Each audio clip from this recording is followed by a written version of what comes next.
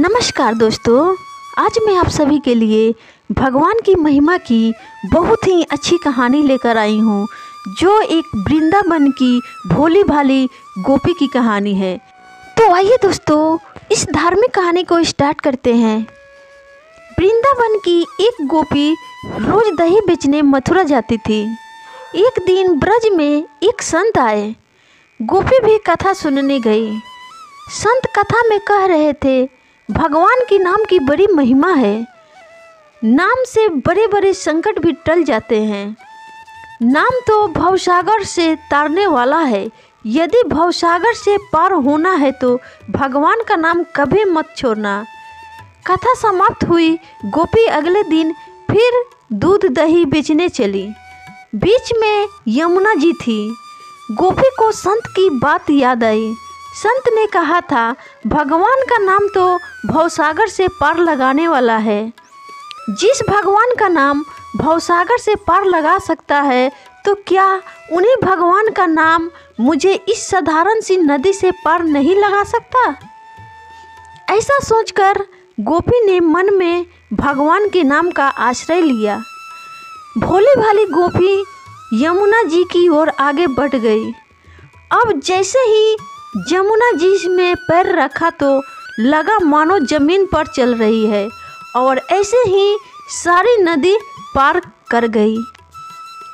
पार पहुंचकर बड़ी प्रसन्न हुई और मन में सोचने लगी कि संत ने तो ये तो बड़ा अच्छा ही तरीका बताया।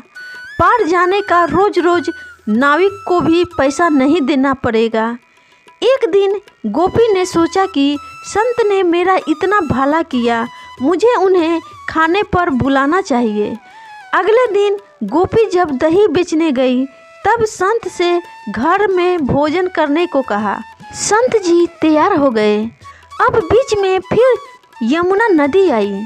संत नाविक को बुलाने लगा तो गोपी बोली, बाबा नाविक को क्यों बुला रहे हैं? हम ऐसे ही यमुना जी में चलेंगे।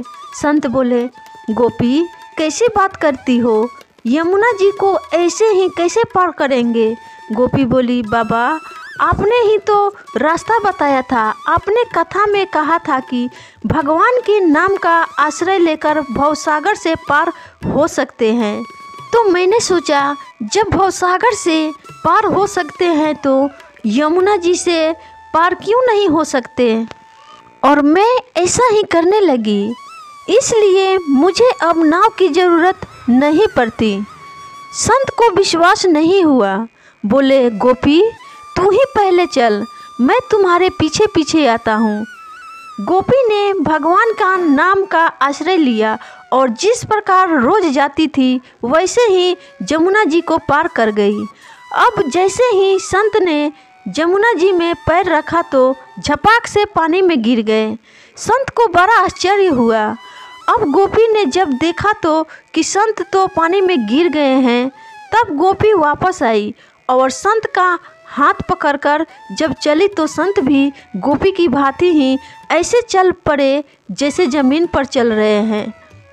संत तो गोपी के चरणों में गिर पड़े और बोले कि गोपी तू धन्य है। वास्तव में तो सही अर्थों में नाम का आश्रय तो तुमने ही लिया है, और मैं जिसने नाम की महिमा बताई तो सही स्वयं नाम का आश्रय नहीं ले पाया।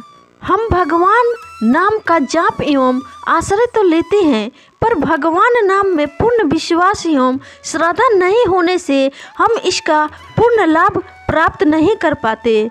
शास्त्र बताते हैं कि भगवान श्री कृष्ण का एक नाम इतने पापों को मिटा सकता है जितना कि एक पापी व्यक्ति कभी कर भी नहीं सकता।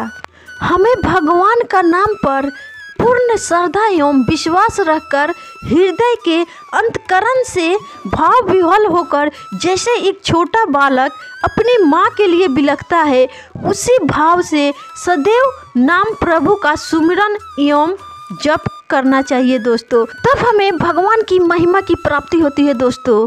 तो कैसी लगी दोस्तों आप सभी को वृंदावन की एक भोली भाली गोपी की कहानी? अगर अच्छी लगी हो तो इस कहानी को ज़्यादा से ज़्यादा शेयर करिएगा दोस्तों, और इस वीडियो को लाइक भी करिएगा और इस चैनल को सब्सक्राइब भी करिएगा, क्योंकि इस चैनल पे आप सभी को अच्छी अच्छी कहानी सुनने को मिलती है दोस्तों। और जाते जाते कमेंट में जय श्री कृष्णा जरूर लिखिएगा दोस्तों। धन्यवाद।